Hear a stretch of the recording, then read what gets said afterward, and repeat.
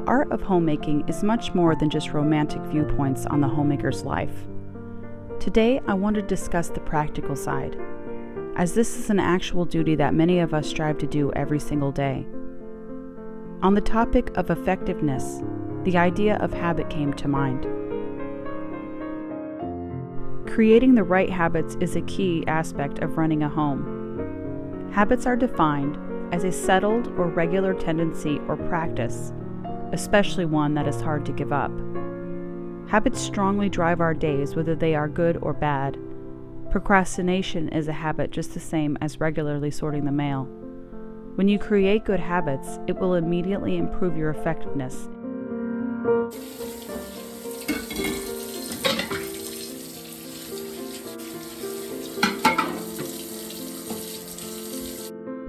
If we looked at the definition a little more closely, it might reveal to us a major truth about our own daily practices.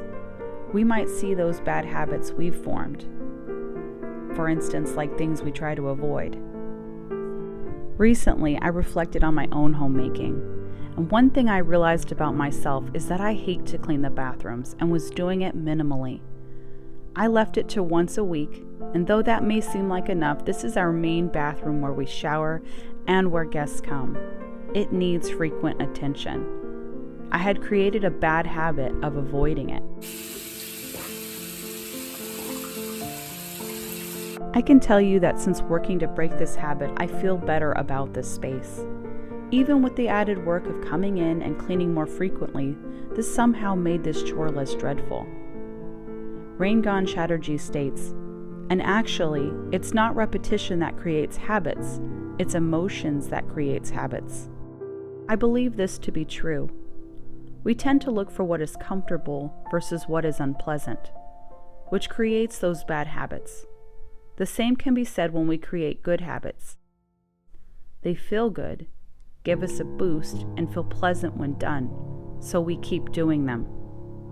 Some habits that have helped me be more effective include cleaning the kitchen every single night before bed, putting things where they belong when not in use, cleaning every day, not just on designated days, making my bed every day, having a set dinner time, and finally, making a list of daily tasks each morning in order of importance.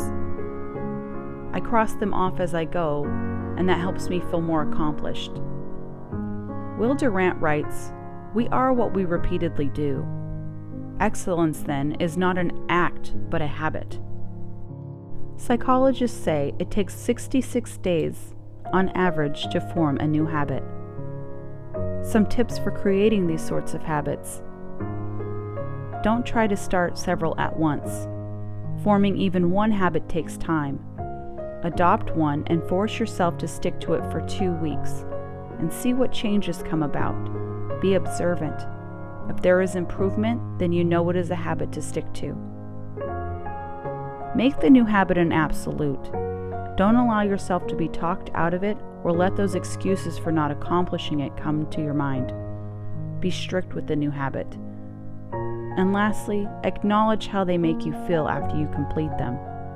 The feeling is what will motivate you to continue creating the new habit.